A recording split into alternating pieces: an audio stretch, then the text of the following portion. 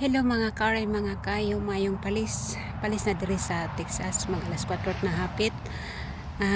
Naadi ko diri sa kamutihan kay gabungay ko ini kay duha na ka semana sigig uwan, tapos kusog kay mo mutubo ang sagbot. So akong gibungayan diri dapita man ako, ang akong kamutihan naman ako og bungay kay akong gisiguro kay aron di mo tagas ang sagbot. Onya diri dapita katong bag-o na akong gihimong landscape.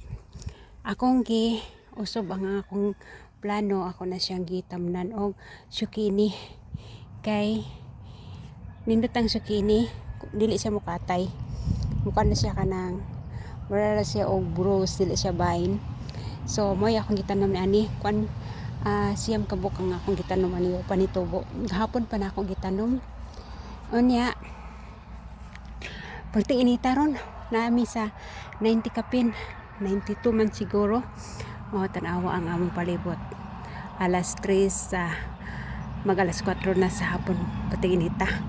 O katong akong tanom kanang among tree nga kanang kahoy at tumagong niaging semana sigig uwan na ga hitak siya dadapita kanang kahoy di mo angay og kanang basa, kanang kanabitang dili kay ganahan og basa nga lugar, maong ni laos siya na stress na laos. So ang among gibuhat wala na mong gibubuan karon basi init. Tulo ka kahoy ang na-stress sa mua katupong nagtarin dito dapita, nangalaya ang dahon kay nanga-stress tungod sa sigig ulan. Unya ang among greenhouse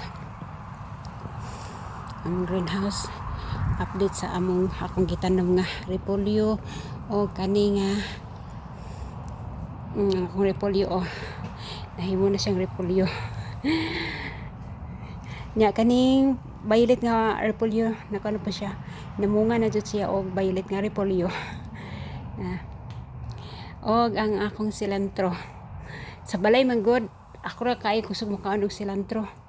Ganahan mo ko ng cilantro ibutang sa kanang sandwich, kanang kuan pud ba hanig sa magsige mamikaon diri sandwich kay kaning US lagi mga western people hilig og mga sandwich. Nya nga akong kamatis nga cherry tomato nga nasa mga hinog, kani nga cherry tomato ang shape niya mura siyang binotelya tagas. Kaning naa sa luyo kuan ni siya nanapa siya hinog, lingin nga cherry tomato, nindot ang iyang color. Okay, medyo pink tamis ba na siya kay nagtry ko kaon mga 5 kabuk kuan tamis kay siya mabitan gihinganlan og cherry tomato kay mura siya cherry katamison. Nindot sa akong cilantro kanang presko pa kaayo. Kani nga akong mga tanom diri sulod sa greenhouse wala na ako nagibutangan og fertilizer, except lang aning kanang balanghoy gibutangan ako og fertilizer kay aron pod mutambok nga niangay ang balanghoy sa ingon aron nga humid nya init, ganahan ang balanghoy anang weather. Pero bintahan na lang pod kay nagbutang mi og UV net kana sa among murag himo namang ceiling kanang double ceiling kay init magud kaayo. UV protection na siya nga net, brown ang color. Nya kay nga akong balanghoy diri tambok kikoy na kaayo. Nya tambok na kaayo, nagsanga-sanga na. Nya kana kani di ay ako ni siyang umangunod ni akong harveston niya ang paka akong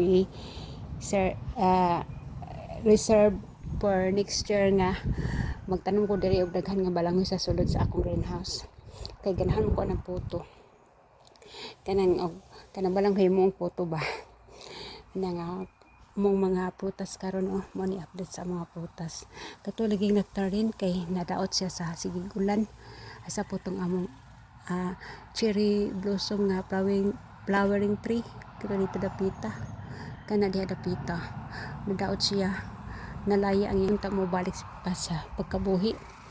nya kining kalimot ko balhin ani na mga kahoy, seedling sa kahoy akong gipangtigom. Kay kanang likod na mo nga kahoy, nindot siya nga kahoy kay ang dahon ana dili na kinahanglan siligon kay pinos nga tanan. Mao ganahan ko ana nga kahoy. Nanguha ko ana ng seedling kay mga tagak raman ang liso niya mahimuturok mahimong seedling. Gipanghuha na ko gibutang na ko anang gagmay nga pat kay daghan pa mi og lugar nga tamnanan og kanang kahoy itong likod sa among shop. Init man kayo man ang tamnanan mo og kahoy. Dali ra man siya motubo kay ginabunuhan ako ang kahoy para dali ra siya motubo.